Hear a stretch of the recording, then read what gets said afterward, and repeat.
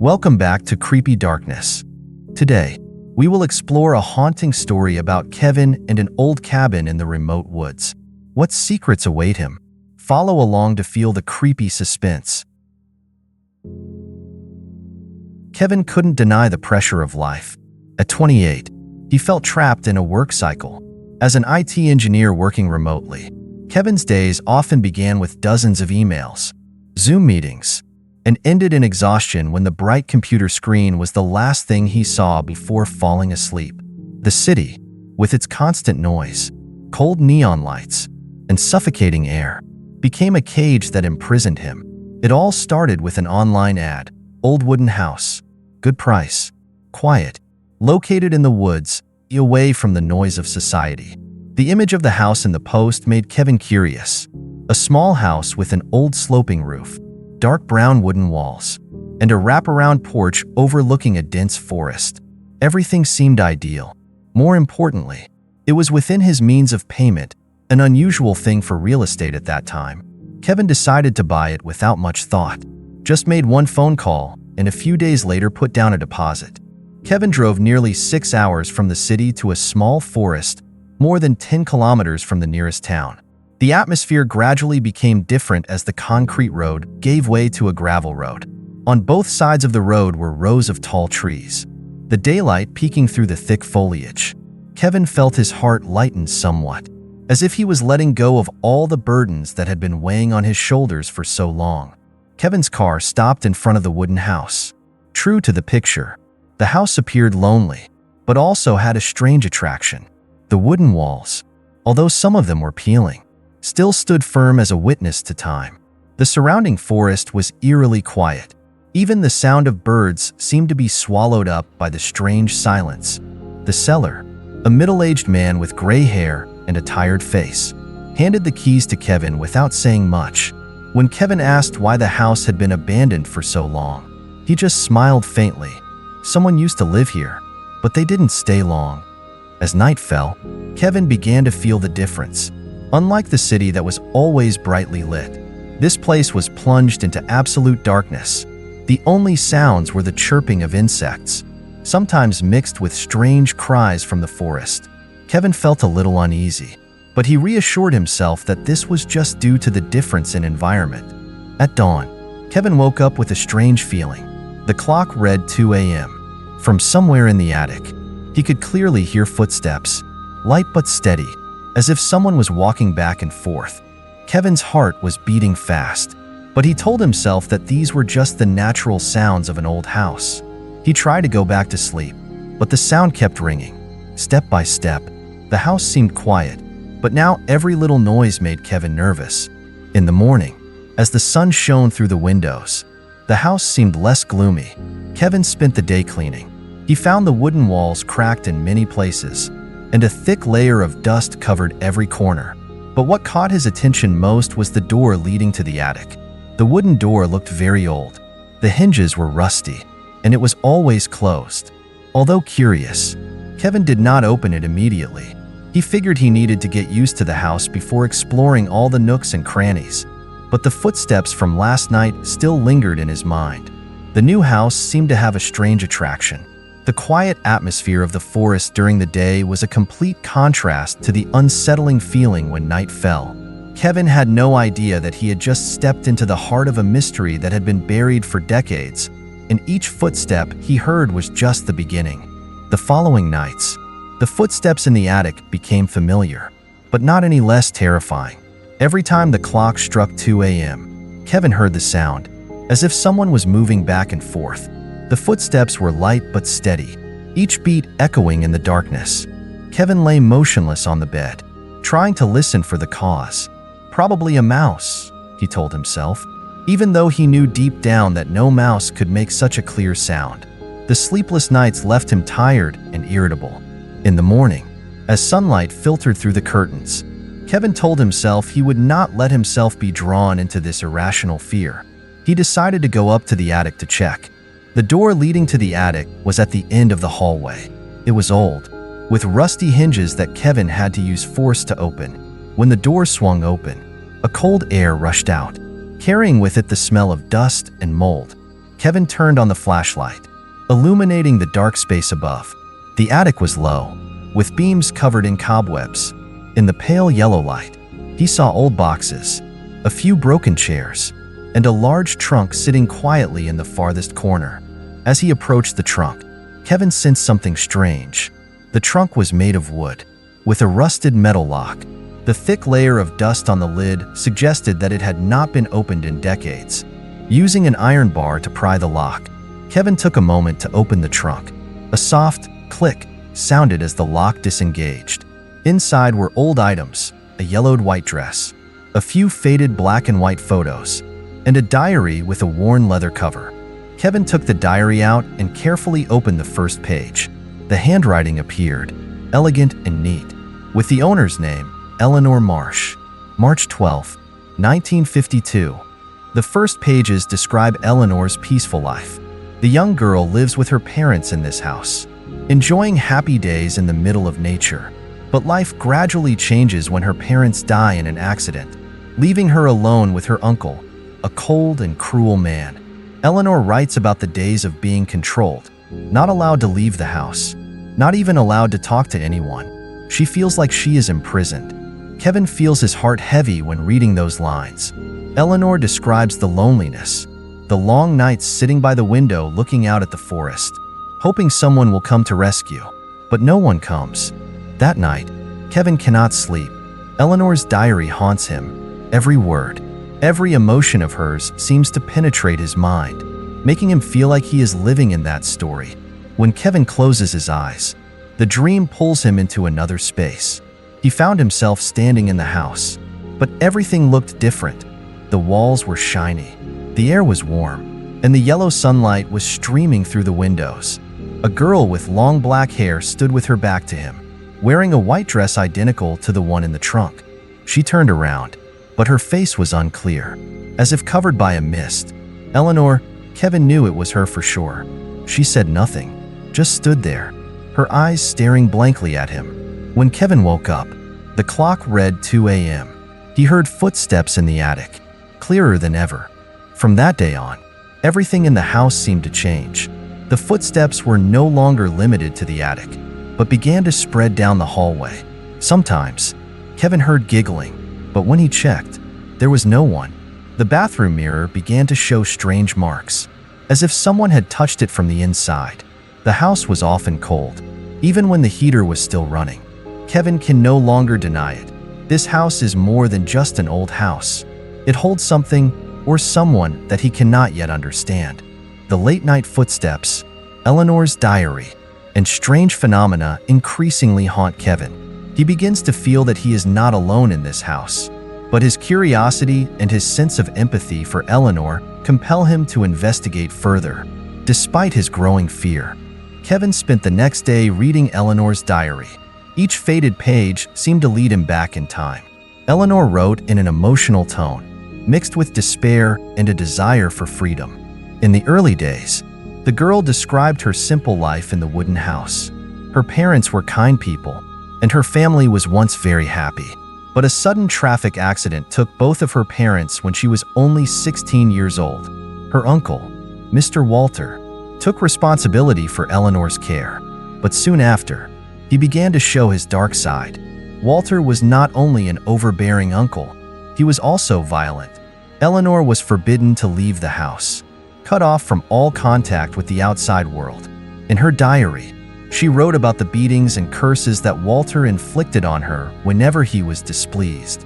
I felt like a caged bird, screaming in vain, but no one could hear. Walter said I had to stay here forever, that no one but him cared about me. Kevin choked up at the words. He could picture Eleanor imprisoned, her tearful eyes staring out the window at the woods, the free world she would never touch.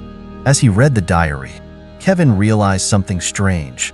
The phenomena Eleanor had described in the notebook began to match what he was experiencing. Eleanor talked about hearing footsteps in the attic in the middle of the night, whispering voices from unknown sources, and sometimes the feeling of being watched. I felt like there was someone in the house with me. I didn't know who, but their presence sent a chill down my spine. Reading this, Kevin shivered. The footsteps he had heard last night were exactly as Eleanor had described. Was he being haunted? Or was something in the house trying to communicate with him? That night, Kevin dreamed of Eleanor again. But this time, the dream was so real that he felt like he was actually standing in the past. He saw Eleanor sitting at the dining table, her hands shaking as she wrote in her diary. Walter stood behind her, his large, fierce figure casting a shadow over the room. When Eleanor looked up, her eyes were filled with fear. She opened her mouth to say something, but Kevin couldn't hear her clearly.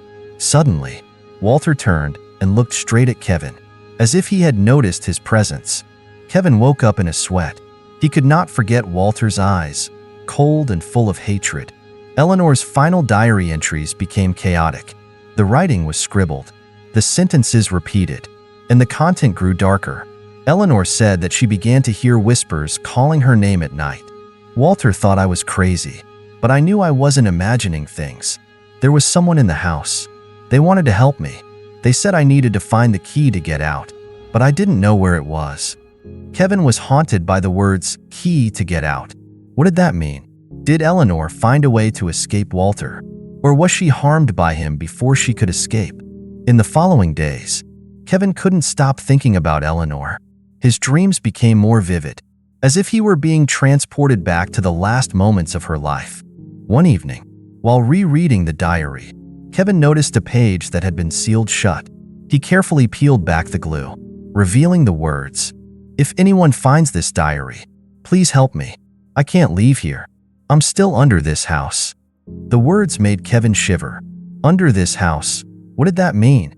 Eleanor's diary is more than a story about the past. It seems to be a cry for help to the present.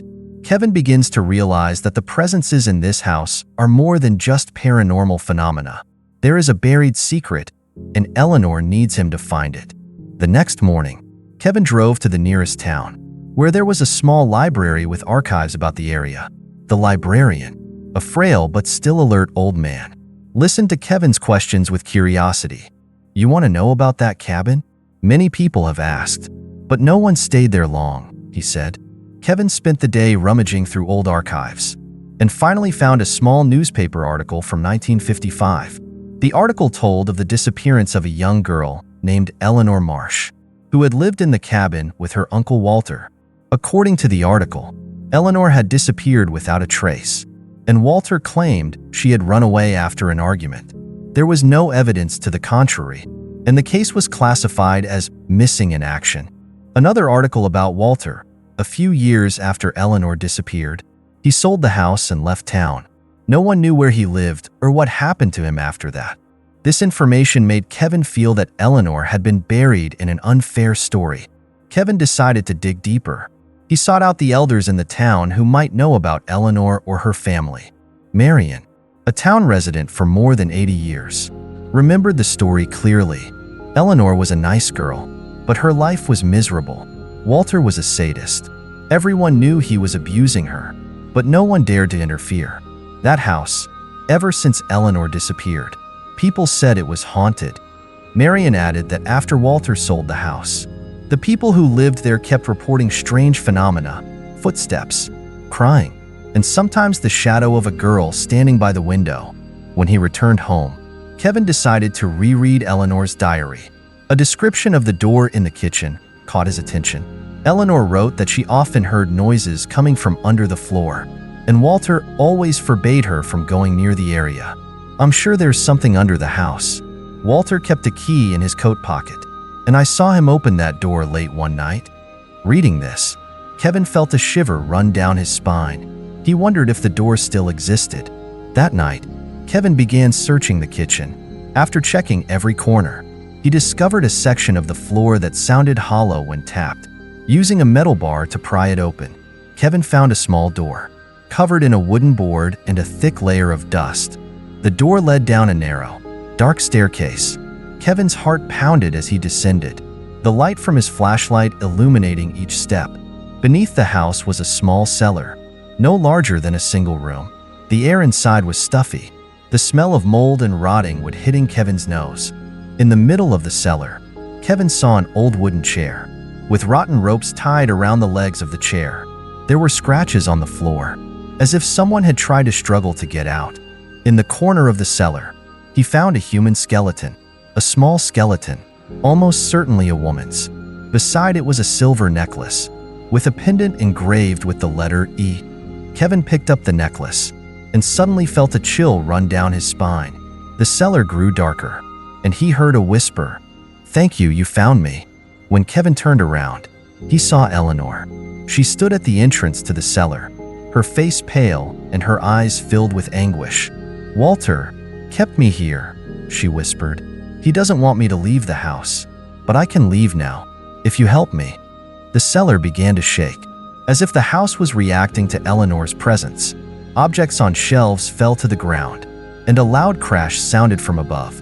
Kevin felt like he was going to faint, but he tried to stay calm. "How can I help you?" Kevin asked, his voice shaking. Eleanor didn't answer, only smiling weakly before disappearing into the cold air. Kevin had discovered the house's biggest secret and Eleanor's, but he knew the journey wasn't over. Eleanor needed him to do something to help her be freed completely. The only question is, what should he do next? Kevin stood in the middle of the cellar, breathing heavily. Eleanor's whispers still echoed in his mind, as if she were still there. The cold necklace rested in his palm, the light from the pendant reflecting faint rays under the flashlight. Kevin felt not only responsible, but also strongly connected to Eleanor. The young girl had suffered a terrible tragedy and been left in the dark for decades. But how could he free her? Where was this necklace going? He needed to know more. Kevin left the cellar, closing the wooden door and trying to cover it up as before. He knew he couldn't leave until he finished Eleanor's plea. But how could he find out more? Who would know the full story of her family? In his confused mind, he thought of old Marion. If anyone knew more, it was the woman who had lived in this town all her life. Without hesitation, Kevin drove back to town. When he reached Marion's house, Kevin knocked on the door and waited a moment. The old woman opened the door, her eyes filled with surprise when he returned. "The house again?"